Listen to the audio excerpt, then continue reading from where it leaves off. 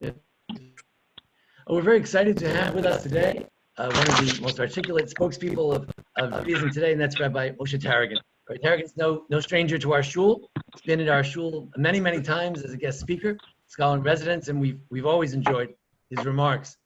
His remarks can be found on some YU recordings on YouTube, but most prominently on YU Torah. He has thousands of recordings, and each one a real gem. He has been able to articulate a Jewish thought and philosophy and commentaries and interpretation in a way that's really magnificent. My own son, Tani, was a student of his for almost a year. And again, I'll ask everyone to please mute if you can. Please mute. Thank you. And Rabbi Taragin, in addition to being a wonderful spokesman of Jewish thought and philosophy, as we'll hear today, he's a wonderful exemplar of a Talmudist, someone who's a Talmudist par excellence, someone who understands the philosophy and the ideals of Yeshivat Etzion, where he teaches, where I had the privilege to study years ago as well. Right, Taragin and I go way back to Yeshiva University days, and it's always a pleasure to see him. In addition to being a wonderful scholar and an articulate spokesperson, he's also just a great friend and a wonderful human being. And so it's a real privilege to have him with us today, particularly because Rabbi Taragin, in his great ability to synthesize Jewish ideology within a framework of a modern Western and enlightened outlook, he's able to address many pertinent issues of the day. And today, he's chosen certainly one that's all of our minds, and that is the George Floyd protests that are going on right now. And I didn't prep him to tell him what he should say or shouldn't say, but I'm really looking forward to his perspective there from the land of Israel. It's a little different. If the rabbi is okay with it, maybe at the end we'll have time for some additional comments, but I do ask everyone to be extremely respectful. We were dealing with a very high-level Torah scholar and Talmud Chacham, and comments goes without saying in this group that comments should be respectful, comments should be thoughtful, and comments should direct a question and not any sort of lectures, only having one lecture today. So without any further ado, I want to give the podium over to Rabbi Taragin, my good friend, and welcome from Memphis to Alon Shvut, where the rabbi teaches and lives. Okay, welcome from Alon Shvut. Zoom has, in the Corona crisis, has enabled people to connect across this great globe with communities and with people that wouldn't otherwise have the ability for face-to-face connections. So that's been something I've appreciated despite all the struggle and the quarantine and the quiet. But here I have a very different feeling. I'm connecting with people who I feel very much at home with. And I've had the opportunity to spend several Shabbosos with, several very special moments. And it's a real credit to you. And obviously whatever credit you deserve is because of your leader and the tone he sets and the friendship he shows and the dignity that he imbues the entire community with.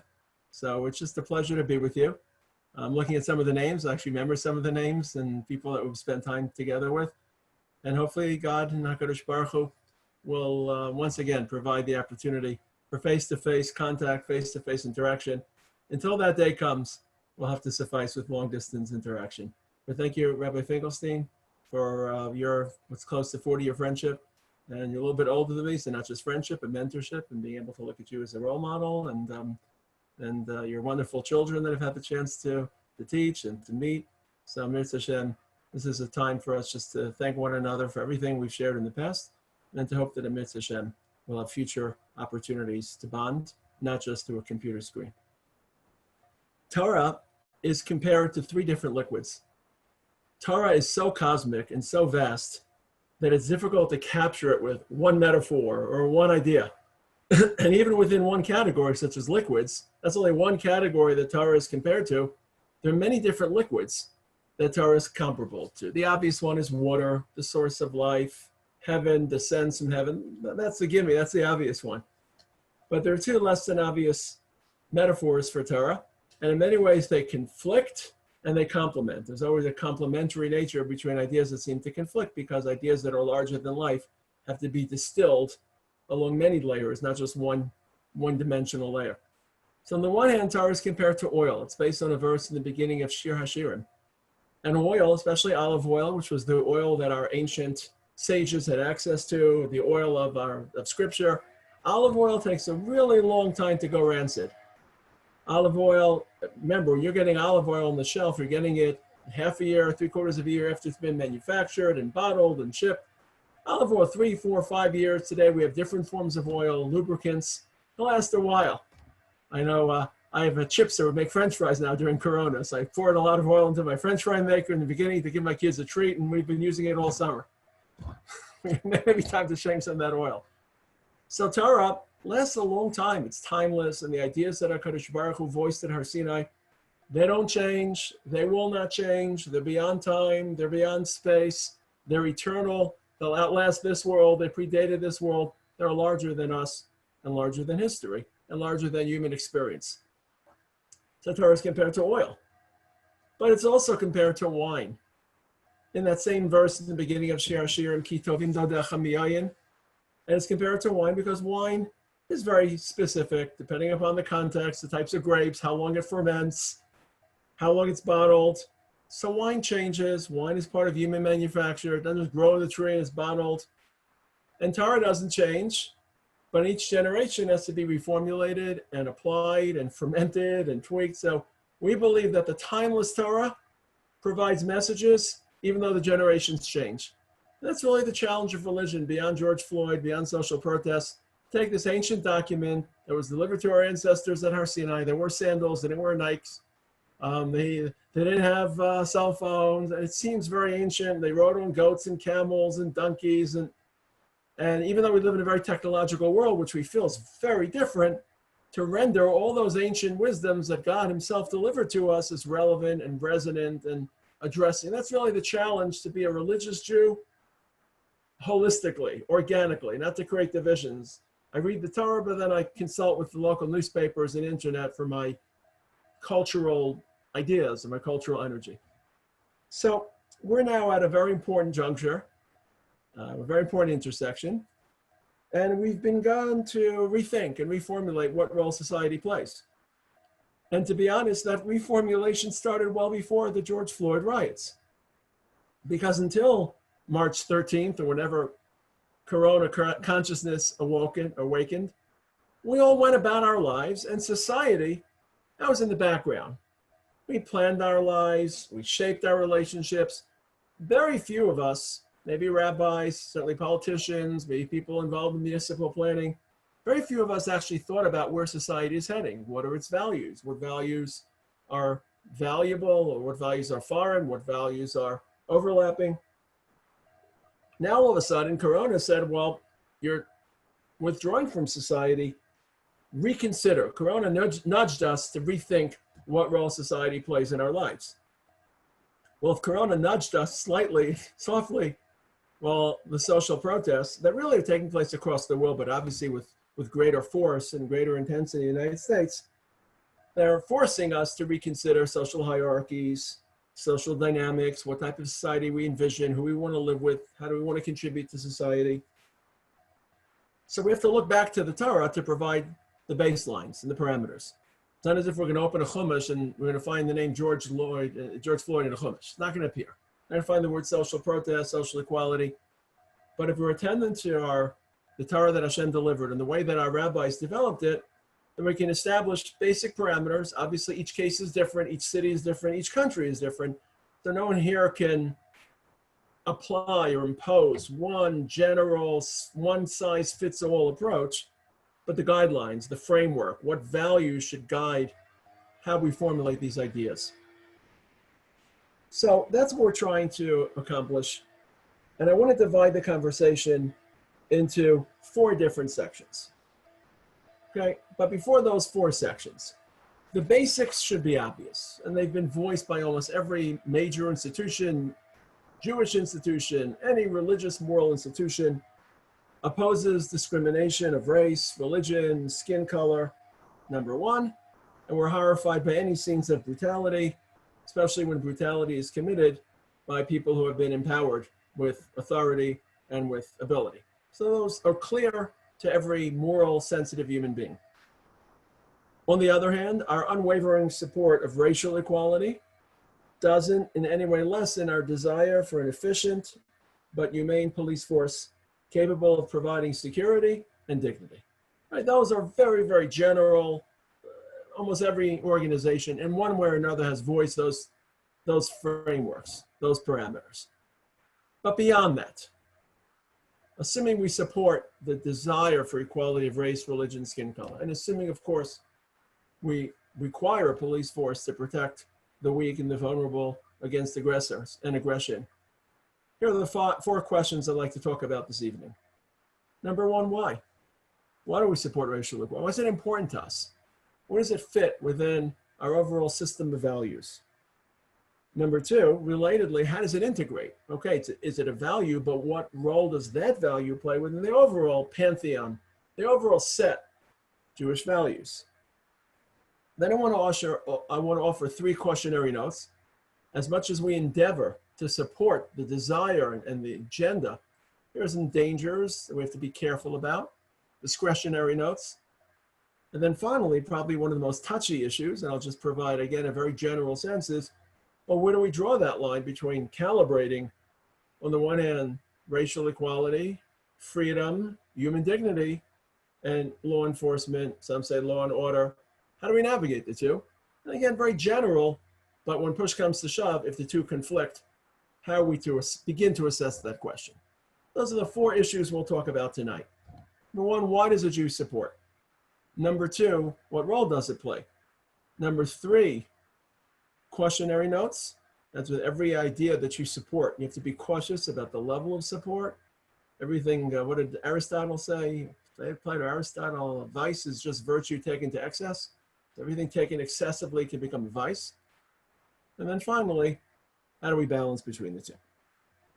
So let's begin. I'm going to share a screen. I provided a source sheet, which I'm sure has been shared. I'll share the screen as well, but I'll quote minimally. So even if you're not following the quotes and the text is not your thing, I'll try to explain. So don't feel as if there's going to be only text-based, but the text hopefully will help. And on the other hand, if there are people joining the shir that want to read more of the text, feel free to read more of the text. I try to include larger segments, but then underline and bold and highlight the parts that are most relevant. There's a famous discussion that took place between Rabbi Akiva, well-known Rabbi Akiva, one of the greats of our tradition, and his star student. His star student was Ben Azai, who according to folklore even was engaged possibly to Rabbi Akiva's daughter. He's never married, he died early, but it sounds as if there was some work in progress for Ben Azai, the star student of Rabbi Akiva, to marry Rabbi Akiva's daughter. Rabbi Akiva claimed that the central pasuk in the entire Torah, as we all know, is the pasuk of V'ahavta l'reacha kamocha. It's a baseline of moral behavior. Treat people like you treat yourself, express love to others. Very few people know that his disciple Ben Azai offered a different verse. And it's less bold. It seems very generic, very humdrum, and you ask yourself, why would this be a more important pasuk than Rabbi Akiva's pasuk? So Ben Azai said, in place of V'ahavta l'reacha kamocha, zeh sefer toldos ha'adam. Now, of course, he's referring, I don't know, something came off with my sources, he's referring to this pasuk in the beginning of the 5th parak of Genesis, of Bereshis. This is the book of man, the day that he was created by God. He was created in God's image. Human beings have an image of God. Doesn't mean that God looks like human beings, but it means that we are endowed with traits that no other creature possesses. Free will, consciousness, moral thought, emotions, dreams, cognitive speech. 7 or 8 qualities that no other life force possess. Some possess communication. Dolphins communicate, but it's not cognitive. Dolphins don't have an internet. They click at one another, sonar communication for hibernation, for migration, for procreation. We have an internet. We speak, we share ideas. We're sharing ideas now that hopefully will enrich our lives. Every human being has that. And by stressing this pasuk, Ben Azai is basically broadening Rabbi Akiva's pasuk. Rabbi Akiva's pasuk was more national. V'ahavta l'reacha kamocha. Reacha suggests people who have a common agenda, common religious agenda, common historical destiny. Reacha is a limiting phrase. Ben Azai spoke about the pasuk in Bereshis, zeh sefer toldos adam. the book of man. Every human being, saint or sinner, possesses that divine image. And if we revere God, we revere all his creatures. And if we revere God, we revere the pinnacle of his creation, which is man. And that is why a Jew supports the dignity of the human condition, primarily, and obviously I'm assuming because we want a better society and we want a more efficient society and rights for all. But the core of a religious person is that every person has a tzelem Elokim, or as the pasuk writes, a dumas Elokim. And even Rabbi Akiva, who cited the pasuk, which is more national and parochial, even Rabbi Akiva distilled the balance. It's a very important balance. On the one hand, to appreciate and to celebrate the unique historical calling of a Jew. We are chosen, not for privilege, not for luxury, but for responsibility. Not to insulate ourselves, but to lead the world. We haven't led the world in 2,000 years, so for many people, this seems odd. How will Jews lead the world? But it will happen. It may already be happening. It's hard to know. It's hard to decode history. But our agenda is a universalist agenda, to deliver a world of welfare for all mankind on their terms. But we were chosen. On the other hand, every human being has that tzelem Elokim. And Rabbi Akiva distilled this balance. A very famous statement of Rabbi Akiva. It's a Mishnah in Perkei Avot, which we finished reading, some read even during the summer. Chaviv Adam shenivra b'tzelem. Man has a tzelem Elokim. Chaviv Adam shenivra b'tzelem. Every man has a tzelem Elokim, and he actually quotes a pasuk which is parallel to the pasuk Ben Azai quoted. B'tzelem Elokim masasa Adam.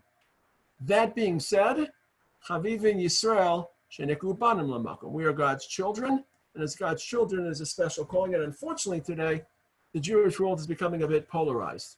There are the universalists who are very attuned to that which we share with everyone around us, who sometimes find their Jewish identity attenuated. And sometimes there are deeply, deeply nationalistic Jews who deeply believe in the unique calling of Jews, and their view of the other borders on racism, bigotry, or xenophobia. And true Talmidei of Rabbi Akiva distill the two, and not only as separate poles, but the merging of the two. We are chosen because the world needs a vanguard to display the presence of Hashem. So if we're not universalists, our national calling is hollow. And if we don't have a national calling, our universalist mission is deficient. What is our mission? If we're universalists, just to share a common fate, but to call the world to higher ground, challenge them to morality and to monotheism.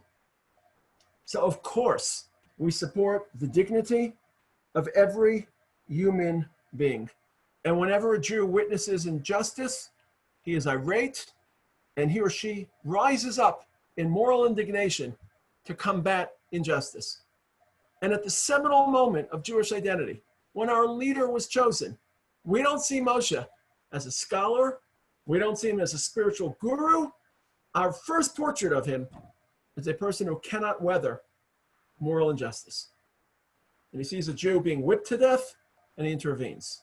And he's already a fugitive because he has killed an Egyptian, and the next day he sees Jews squabbling. Everyone squabbles. Come to Israel, you'll find squabbles all around. Everyone's fighting, arguing. Can't. And then the next day, it's not a day later, but it's a couple of days later in the narrative, he's now in Midian. He's a fugitive. He's AWOL. And people, there's a bolo out for him. They're looking for him in every bar and every motel. And he visits the local bar, which those days was the Be'er, the well of water. And he sees some women being abused or in some ways discriminated against by the local shepherds that don't give them their fair share of water. Source number 4. And if I were a fugitive, I don't want to start a fight in a bar.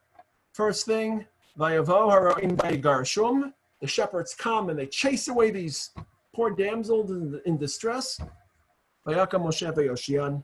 Moshe rises, saves the day, feeds the sheep, gets himself a wife in the meantime, part of the deal, package deal, family, place to hide, moral indignation. That is at the core of our Jewish identity. Without it, then our relationship with HaKadosh Baruch Hu is flawed. If we're not able to detect divine image in his creatures, we have lost trace of Hashem's creation. We're blinding our eyes. We've lost the trail. We've lost the sense. And because of human dignity, we want to shower human beings with as much assistance, dignity, equality as we can for three reasons. One is because we want to act as Hashem is. We can't understand him. The ABCs of monotheism, and we'll talk a little bit later about monotheism, is that we simply can't understand him. We are beings that are fundamentally different than him. Our thoughts, different than his thoughts. We're binary. For us, it's day or night. In Israel, it's night. In Memphis, it's day. In Mississippi, it can't be both. Ask Hashem what it is. He'll say, Yotzer Or, Uvarei Choshech. He'll say, Shalom. Hashem lives out of time. Hashem lives out of place. Hashem is indivisible. And please don't ask me to explain any of these to you because I can't. I don't have the processor. No human being has. Philosophy is an attempt to try to approximate knowledge of God in human terms. It's a flawed enterprise. Some find it helpful, but by its nature, it's handicapped because we don't possess the vocabulary to define God. Any term that we conjure is incompatible. So Moshe Rabbeinu in Parshat Ki Tisa begs God for a little bit more knowledge. Hodieni nas terechacha. Let me know about you. Hareini nas kivodecha. I want to understand you a little bit more deeply. And the response is resistant. V'ra'isa sachorai ufanu lo yero. Even you, Moshe Rabbeinu, even at this apex, topographically and philosophically, you're on this mountain, you're close to me, you're alone, you're the man of God, you can't see me. You can see my back.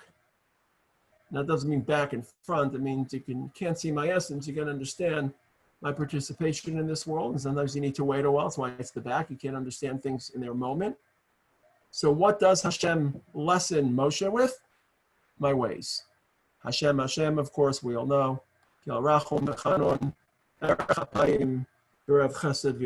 HaKadosh Baruch Hu is moral. HaKadosh Baruch Hu, God is kind. God is compassionate. And it's such an important message during difficult times. We don't feel a compassionate God right now. Looking out your window, that compassion isn't on display. But part of our belief is we can't always judge God by events in this world that may have a longer arc and a very different function that we can't discern. We maintain that profile of Hashem, even if the world seems racked in agony and dysfunctional, and we maintained it 80 years ago during the Holocaust, and we maintained it for 2,000 years during the dark tunnel of Jewish history when the world itself was convulsing, the world itself was plunged into darkness, because when the Jews left Yerushalayim, what else do you expect of the world if not for a 1,000-year period of feudalism and medieval mediocrity? Because when the Jews leave Jerusalem, the world is fissured, and it took the world 1,500 years to recover. And finally, 500 years ago or so, enlightenment and reason and science and democracy and capitalism. And the apex of that, or the climax of that, is, okay, the world is now ready for the Jews to return to their land and return to their proper role in society, to lead the world, to inspire. This takes hundreds of years. That doesn't happen tomorrow necessarily. May, but may not. So that's the first reason we shower dignity on Tzelem Elokim, because that's how we see Hashem, and the closest we can shape ourselves and sculpt our lives is to be like him. Number two, because if we want to inspire the world, we have to be role models for the world. And if we're role models of the world, we have to present religion to the world in a way that's attractive and that's favorable and that's inspiring. And especially in the modern era, if people sense immorality, hypocrisy, lack of moral integrity in religion, they'll be turned off. I don't know if this was true 700 years ago. 700 years ago, people didn't live in a moral world. They didn't have aspirations for a moral world, a moral society.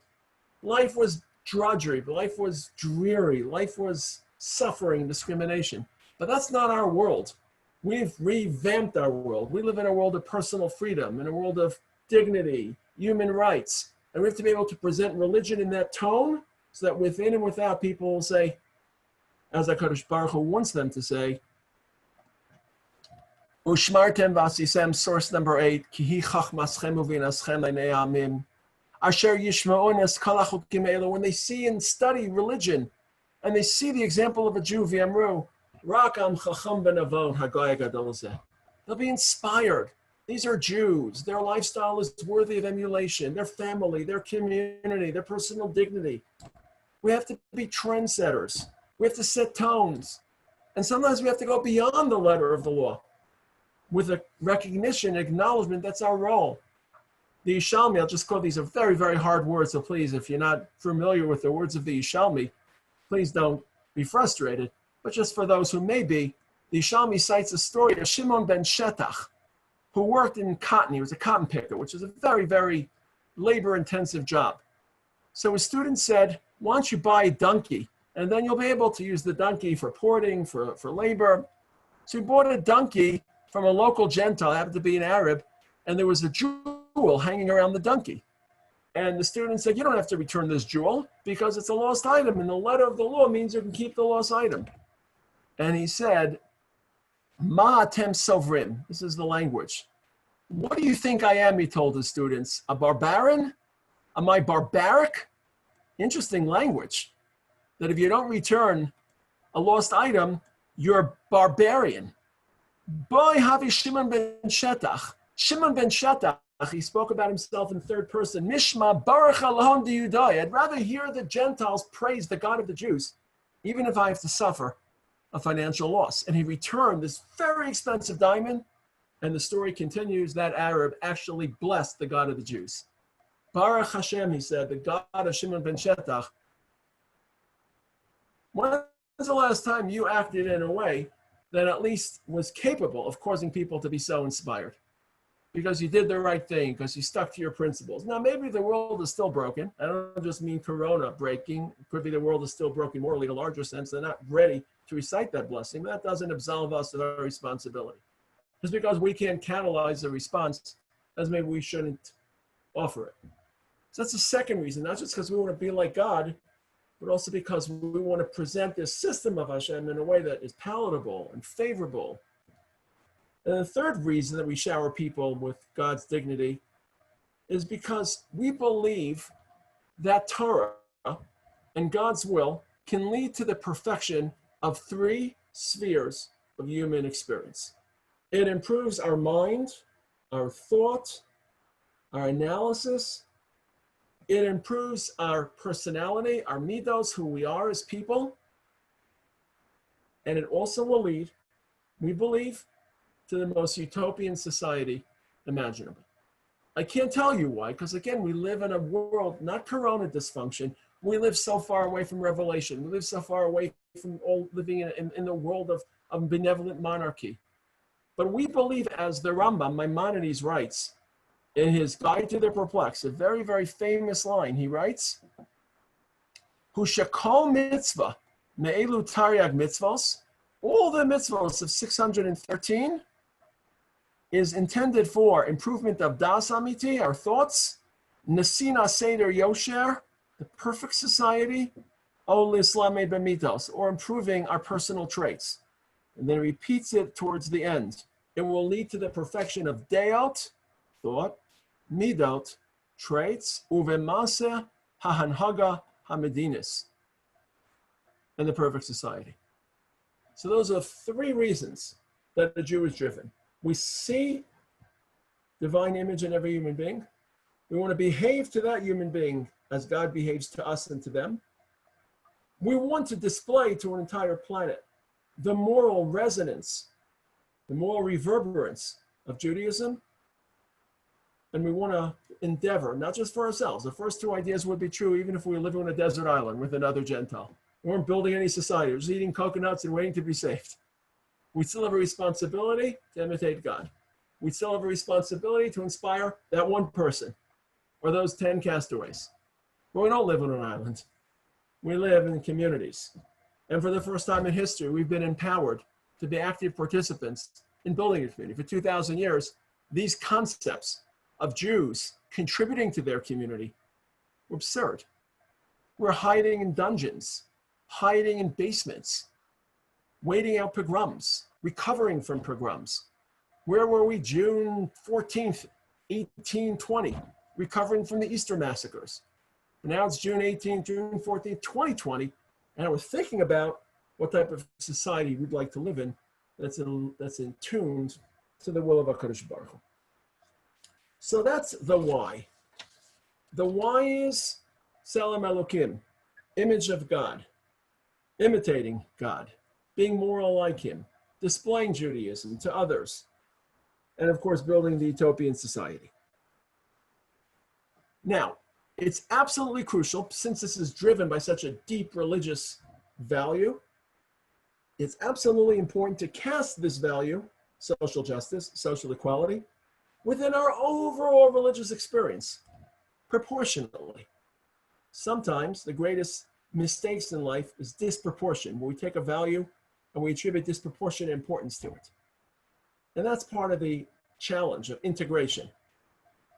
Over the last 200 years, there have been some Jews who, for whatever reason, veered away from ritual, veered away from tradition, veered away from even sometimes a belief in a monotheistic God, and allowed the crusade for social justice to replace ritual, to replace festivals, to replace observance, to replace the hierarchy with God. They thought that if they could reorder social hierarchies, they could abandon the hierarchy that's most important, that's most eternal between God and us, his creature. And that's why the two most important locations, when the Torah describes morality, ethics, the society we're constructing, in each location, they're juxtaposed to ritual, festivals, mikdash, sacrifices. So for example, the first section, Parshas Mishpatim, laws of ethics, civil law, judiciary, protecting vulnerable people, very resonant. The laws of slavery in those days, unfortunately, because work was so labor intensive, societies could not progress without manual labor. So the first section of Mishpatim is how to treat a slave. Of course, when the Mashiach comes, we won't have slaves. That section, source number 14, the first section after Har Sinai, without menschlichkeit and integrity, we're doomed. But then it continues. Why are the laws of festivals inserted into the laws of civility, integrity, morality? Because our festivals speak to the deep identity of a Jew, historical events that shaped who we are, and the commemoration of those events through perpetual ritual. The same phenomena occurs in Sefer Devarim, in the section known as Shoftim. So the section of Shoftim is even more direct, not just about laws, but about judges and policemen. Shoftim, v'shotrim titen lecha b'chol she'arecha. Very famous phrase, tzedek tzedek tirdof, not just to passively invite justice and integrity, but to pursue it. That's the title of the shir, tzedek tzedek tirdof. And then the next section, a few psukim later, what happens when you have a case that must be adjudicated? Where should you travel to? V'kamta v'alita el hamakom. Source number 15. Visit the Beis Hamikdash. Visit the Kohanim. Visit the Levites, the Kohanim, the judges. Ve'asita al pi hadavar asher agitu lecha min hamakom hahu. Because our ability to administer justice has to draw from divine wisdom, and divine wisdom is channeled from Jerusalem. Divine wisdom is channeled through the temple. The Gemara actually says in Sanhedrin that 40 years before the destruction of the temple, the grand court, the high court of the Jewish people, had to leave the Beis HaMikdash. Roman persecution was too distracting, was too destabilizing. And at that point, many of the offices and the rights and the roles of the high court were terminated. Because if the high court isn't sitting, why would we care where they're sitting? As long as they're sitting in a quiet place where they can ponder, where they can think, they have access to their legal books. It doesn't make if they're sitting in Jerusalem or they're sitting on the beach. Because God delivers his wisdom to mankind, and when we're sitting in the cradle of civilization, under the conduit, the channel that leads from his throne in heaven to the court below, then we can put someone to death, and not a minute before, and not without that ability. So to make sure that we don't create a religion which is pivoted solely on social justice, social equality, and solely on social justice and social equality, which man can bestow, both of these major sections, listen to what they sound like. Parshas Mishpatim, the laws. Parshas Shoftim, civil society, are each appended to Yom Tov, Mikdash, Mizbeach, Karbanos. That's part of the challenge. To accept the pursuit of social justice and human equality, but not to let it consume a disproportionate role, to be able to integrate it. If we're trying to appreciate human beings as God's creatures, and we're trying to be like God, and we're attempting to showcase religion, that whole process is vacant if it isn't complemented and buffeted by a relationship with God, an observance of his will, and a submission. It has to be one network, one component, rather than separate cells of Jewish identity. And second of all, as hard as we try, and as much as we believe that we're veering in a modern world and we're evolving to a better state of society, and hopefully this will be part of the evolution, who knows? It'll be one step forward, two steps back. As hard as we try, full equality, a fully moral utopian society will always be elusive to man. And will only be achieved when we achieve the redemption of history. As hard as we try, human conventions will always be imperfect. By their definition, we're flawed, we're limited, we're balancing dozens of balls in the air. We try as best we can to calibrate and to recalibrate, but every action will have a reaction. Every advance will lead to a complication. And so we have to constantly revisit ourselves, and doubt for the layman is integrity for the scholar. If we're scholars, and doubt is healthy to doubt ourselves. If you asked me to capture the emotion I felt most deeply over the last 3 months, someone asked this question at one of the Zoom get-togethers: fear, frustration, fatigue, all of them are true. But if you ask me to dig deep, doubt. Everything I thought of myself has been stripped away. I don't go to work for 3 months. I prayed in my corner. No one knew I lived, just my family. And I think, well, who am I? Because normally my identity was just, I woke up in the morning and I rebooted. It was Groundhog Day. I went to work, met my peers, provided my shiur and my lectures, came home, and all of a sudden, every layer that was false was stripped away. And I say, well, who am I? It's frustrating, but it's extremely existential. And I think it led me to a deeper sense of who I am, because I couldn't fall upon these external rings, these external layers. I have to make hard decisions. Who I am, who I want to be, how I value my life. Am I prepared to die? Well, if you're prepared to die, you gotta have your affairs in order. Just mean your will and your finances, but your sense of values, your identity, what you value, what you don't value. So if we take a look at the very famous, there are plenty of verses in scripture, but probably the most famous verse is Isaiah chapter 11. V'nachalav ruach Hashem. Messiah will have the Spirit of God descend upon him. Spirit of wisdom, the Spirit of insight. Ruach chachma bina. Ruach das v'yiras Hashem. A religious insight. V'haricho. And he will be, what's the word I'm looking for? There'll be almost a fragrance. You'll be able to smell it. V'haricho birat Hashem. His fear will be palpable. I'm sorry, I don't know how to erase. My program is failing me a little bit now. But v'lo l'marei einav yishpot. He won't just judge based on his brashing. V'lo l'mishmaz nav yochiach. And he won't just based upon hearsay. So it won't just be cognitive. It won't just be cerebral. It will be religiously inspired. And of course, this will enable the world of Vigar Ze'ev and Keves, where wolves will reside with sheep.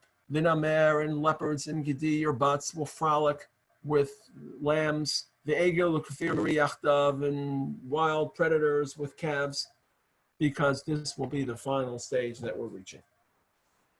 So that's how we integrate. We integrate, number one, by creating a network of values that all cross-pollinate. And we're interested in social justice because, not just for practical reasons, because this is a divine mandate. And if we fail at this, we're failing to appreciate God. And we're failing to build the society he wants from us. But if we attend to this at the expense of how we keep Shabbos, or how we keep our tefillin, or how we keep whatever halachic observance we ignore or neglect, it's imbalance. And that imbalance, it's flawed. And if we're so arrogant as to believe that human beings are capable of utopia, well, that's a fiction. We won't reach utopia, but that doesn't acquit us from covering some miles between where we are and that final exit of history, putting some miles under our tires. And finally, if we're Jewish and we believe and we feel a Jewish experience deeply, then we have an even greater mandate for social equality. And that's for two reasons. Number one, because we were there. And we were there not just coincidentally, we were there intentionally. Our formative experience, the seminal moment of Jewish identity, is the Exodus from Egypt. And in Egypt, we were discriminated. We were victimized. We suffered. And we suffered so that we developed the capacity to sympathize with human suffering and to be the world's conscience and to arrive at moments of suffering and try as best we can. Again, for 2,000 years, these words were almost offensive. They were so absurd, facetious. A Jew's going to change society? Just run and hide in the forest. That's why it's taken Jews so long to adapt to the new reality. We have to start thinking ourselves, not just as victims or as spectators or sideliners, but as frontliners, at least for ourselves. The world may not be ready for that, but we're going to dictate that pace. So God reminds us that at the very dawn of time, you should show love and sympathy to a convert being, of course, a person, but also a metaphor, people who are at the lower rungs or are dispossessed socially and socioeconomically. Surah 17, because we were there. And it's not coincidence, by the way. God planted us there. And in particular, any time we witness brutality, violence perpetrated by a person of uniform, that should send shockwaves. That should traumatize us. Because that's where we were for 2,000 years. Because for 2,000 years, soldiers marched into town and raped us and beat us to a pulp and stole our funds. And for 2,000 years, policemen weren't too kind to Jews because the world wasn't democratic. It was whimsical and arbitrary. And we were always on the losing end of any equation. I sent some pictures on the source sheet of various Haggadot of Pesach. And in some of these Haggadot, when they illustrate the Rasha, the evil person, how would you illustrate the Rasha? So many modern Haggadot, it's someone that looks like a skeptic, like a Spinoza. He's standing there with his hands in his pocket, pontificating about God in a way that seems very lascivious and very predetermined. But in some of the more ancient Haggadot, 300, 400 years ago, it's always a picture of a soldier. Here is a soldier, looks like a Greek or Russian soldier. It's hard to know because sometimes it's really Esav with a knife in his pocket. So if he has a shield, he's not just carrying a knife, pocket knife, like from my old days in Brooklyn, a pocket knife. But if he has a shield, he's probably a soldier also. He's not just carrying a pocket knife. So here's the Russia with a shield. Here's a more of a medieval probably soldier with some of the nice dress and the feather in his cap. Either way, that's how Jews saw policemen and soldiers. So it would be dishonest and morally hypocritical not to feel what some sectors of our society are experiencing when they are stopped at a roadblock. I don't feel fear, certainly not in Israel when I'm stopped for a speeding ticket. I feel fear my pocket's going to suffer, but I don't feel it. And even when a couple of months ago I was in America, I was driving, I think, from Cleveland to Chicago overnight, or vice versa, Chicago to Cleveland, right in the middle of the farmlands, and there was just empty space, and I was just driving, and I lost control of it. I lost the sense of how fast I was going. And a state trooper pulled me over on the side, and he just saw I was dressed in a tie, and I had my white shirt on, and he saw that I didn't feel fear. I felt like he was trying to protect my life, and he was pointing something out to me, and worst comes to worst, he delivered. I didn't feel as if this would go south quickly.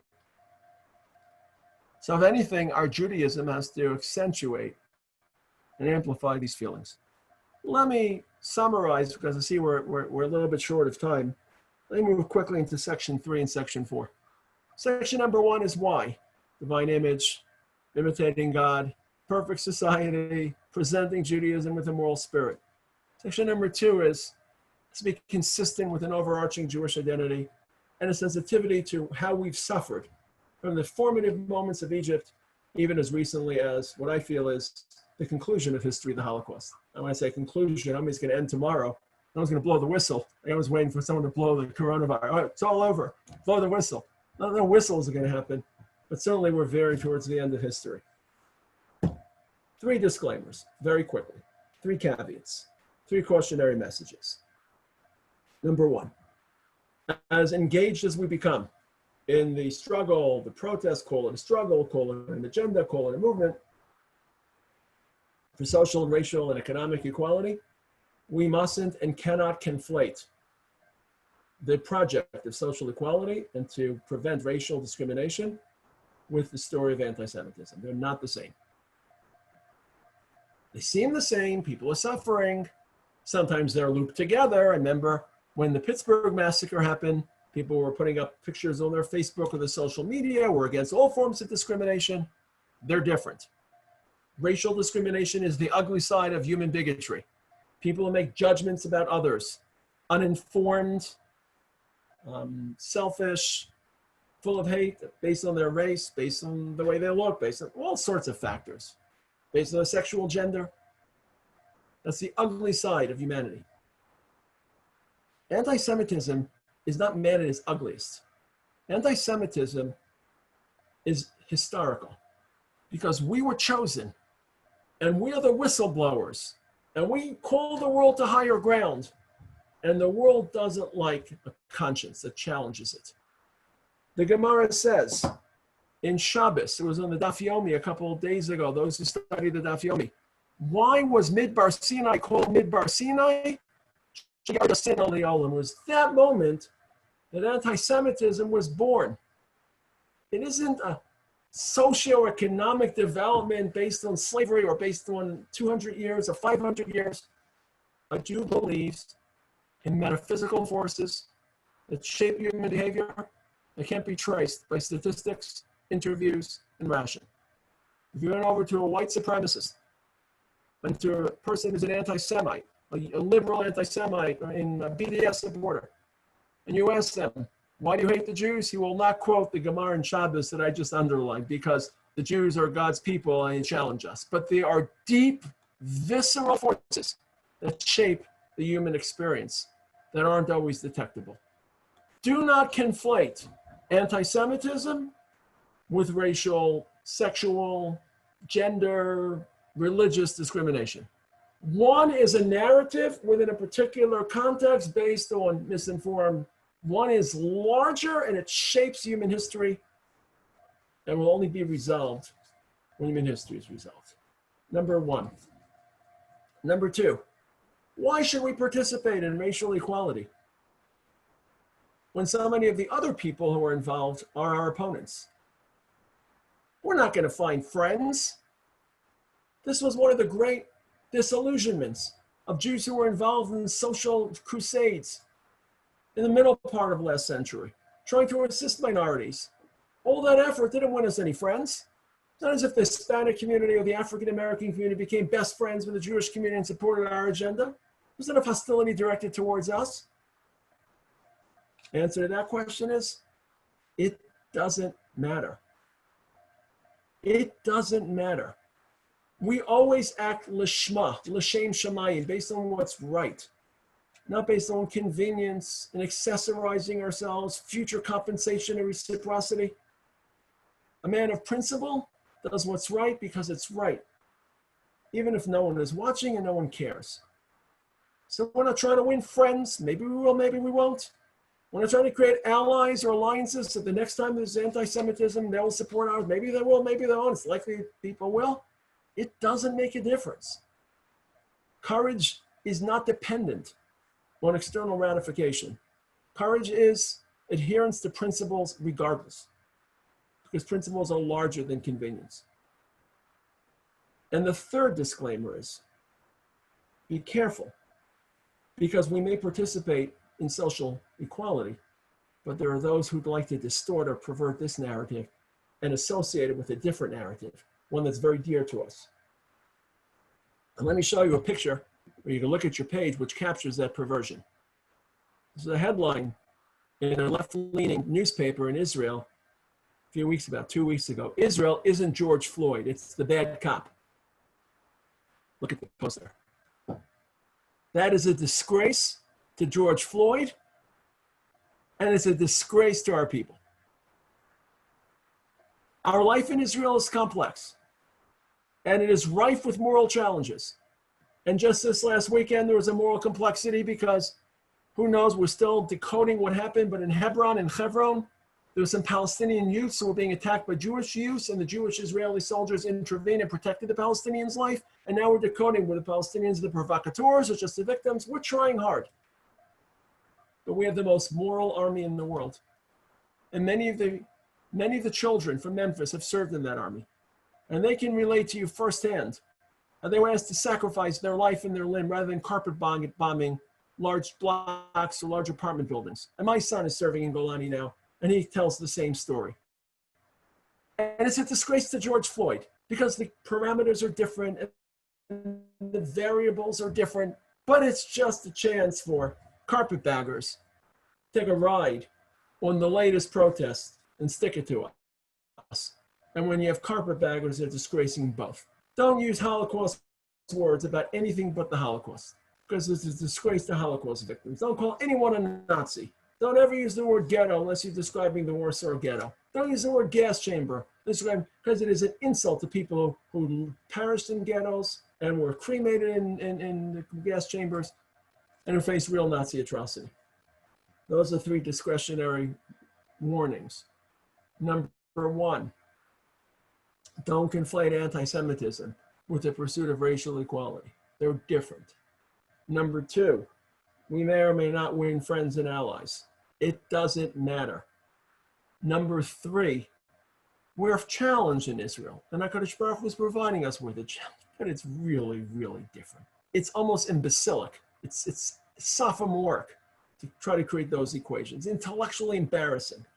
It's just a quick hit just to gain a headline, just to gain a popular headline. It's not morally offensive, it's intellectually bankrupt. The person who drew that equation should be fired for lack of professionalism, not because of moral standpoints. It's simply it's like I would associate what happens in the Lone Shvut to what happens in Hawaii. They're different contexts, different variables. It's amateur hour. And then finally, the 4th part of tonight's presentation, which again I'll be very brief about, is probably the trickiest part. Number 1, why? Number 2, how do we integrate it? Number 3, what are some of the cautionary measures? Discretionary concerns. Number 4, well, everyone's in on social justice, right? We all want everyone to be treated equally in the eyes of the law. But we need vigorous and success or efficient enforcement, law and order. Maybe there are communities that are more prone to crime, maybe through no fault of their own, but our police force and our security teams have to be more rigorous and more aggressive for deterrence sake.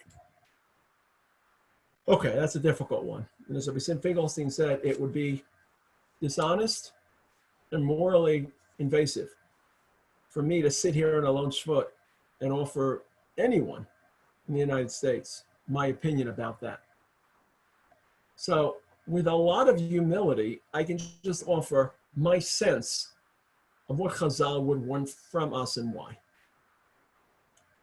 We want to try to reconcile the two.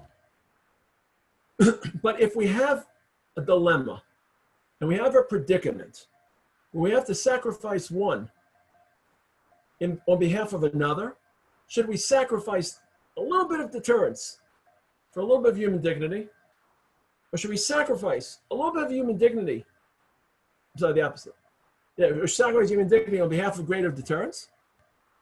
By and large, the tone of our Chazal is that human dignity is so important that preserving it long term is of such value that even if it's slightly, again, these are slight nuance, I don't want anyone to draw long conclusions about, in a nuanced fashion. So for example, when the Torah describes the protocols of prosecuting someone who will get capital punishment, the Torah describes V'itzilu ha'eda sarotzeach. The Beit Din, the Eda, should protect the murderer. What does that mean? Well, one of the most obvious ones is that although you can exonerate based on a one-person majority, let's say a Beis Din that will sit in judgment of potential capital punishment is a 23-person court. So let's say the court is a 12-11 majority in favor of acquittal. That 12-11 majority will exonerate a person. But a 12-11 majority will not acquit, will not prosecute, will not incriminate. It has to be a 13-10. What do you mean? A potential murderer or potential person who violates federal crimes can then say, well, I won't be prosecuted. Maybe it'll be 12-10. Maybe it'll be 12-11. Be less deterrence. We want to be compassionate in our prosecutorial protocols. When we choose death penalties, there is a tendency to go soft. There's a tendency that when someone gets sreifa, which is burning, we don't put him on a stake and burn his body like a Salem witch hunt. We find a slightly more humane way of creating that effect with hot metals. And when the Torah isn't clear about what type of death penalty, we choose the easiest death penalty, which is choking. Again, in those days, obviously today we'd administer drugs. What do you mean? Should it be a brutal form of stoning in front of a public view so that it will deter? Yeah, but it's not humane. So our compass should be pointing towards preferring the dignity of the human condition, even at the cost. That's just a compass.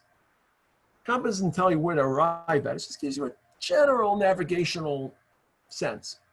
There's a general navigational sense. Obviously, each case has to be really carefully applied. And I fear, again, I'm an outsider. I'm just watching the demilitarized zone in Seattle, and I'm just watching the defunding of police forces.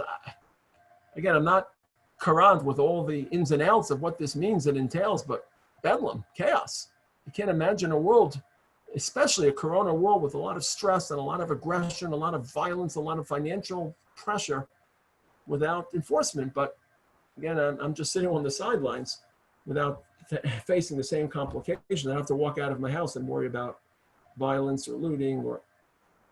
So those are some general guidelines. To summarize, and I'll answer, I think there are one or two questions. We have to pivot our interest on a religious and theological part of our relationship with HaKadosh Baruch Hu. We're not more from if we're more bigoted. You can have long tzitzis, black tefillin, and eat a lot of matzah. It doesn't make you more from. It's about recognizing God as your creator, recognizing God as the creator of all mankind, recognizing dignity of human condition, celebrating, behaving like God, showcasing religion, and creating a perfect society as best as human beings can. It's about realizing that as Jews, we've lived through this. And therefore, more sympathy is demanded from us. At least sympathy, maybe not policy decision, at least sympathy. Sometimes you can't change anything, but you can sympathize. And the language has to be a language of sympathy. You may come down very hard and very conservative in terms of your policies, but it's the way you speak and your recognition this is a complex situation and people are suffering. And sometimes people have to suffer. Maybe there's no solution. Maybe we're not at the stage where we have a solution. I know this is veering off course, but I want to sensitize you to how tricky religion is. I don't think we're at the stage where we have a solution for homosexuality. It's God's will that people shouldn't involve in homosexual behavior. On the other hand, there are people, normal people like you and me, healthy people. They're not miscreants. They're not devils. They're not monsters who feel a genetic tendency towards the same sex. I don't have an answer. I know the answer is I can't change God's will, but the sympathy to people who are living through that almost unmentionable challenge to understand what they're going through. And finally, to be careful about not conflating the narrative, not transferring the narrative to Israel. And of course, to realize that if we have to protect human dignity, sometimes we may have to pay a price. Sometimes. Okay, I'm going to pause now. Rabbi Finkelstein, is there a question? Thank you so much, Rabbi Taragin. You quoted the Yerushalmi that sometimes the Gentile is moved by someone's words or actions to say Baruch Elokad de Ploni, that sometimes someone's moved to say, blessed is the God of so-and-so. And certainly with your lecture today, I can certainly say, blessed is the God of Rabbi Taragin and the type of Judaism that you're professing, and that the exemplifying type of deep thought that's often so lacking in society today. I don't want to hog your time or anyone else's here. I see there are a few questions. If you have any questions, put them on the chat. Rabbi can send them to everyone. And I see there's one question about violence and how we deal with violent responses, riots, and Rabbi would be good enough to address any of those. Thank you. 1 second, I have to tell my son that I'm on Zoom. 10 minutes, I'm on a Zoom share, okay? I'm in the middle of a Zoom share. So, do you need me? Okay, I'll lock it.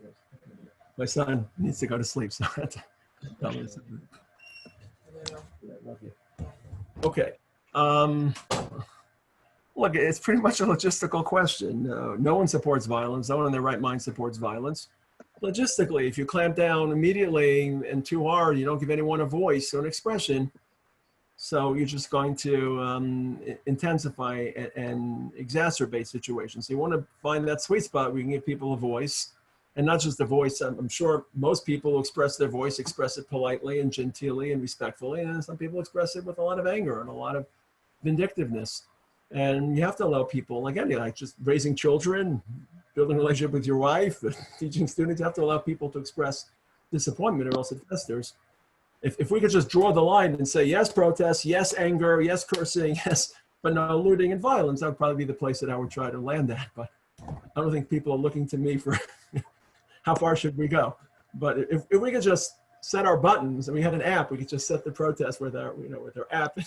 So it would be protests, and even if they're angry and furious and they say negative things, because that people are really carrying a lot of pain in their hearts, and to stop at looting. But it sounds like most of the looters are just people exploiting the situation. So that's a police decision where to draw the line. Going down on one knee for solidarity. Am I still here? Yeah. The second question from Pat Zeitlin. Look, there really are two questions here with going down on a knee. Number one, which a lot of Orthodox Jews have a problem with, are we allowed to express symbolism which doesn't have roots in Judaism?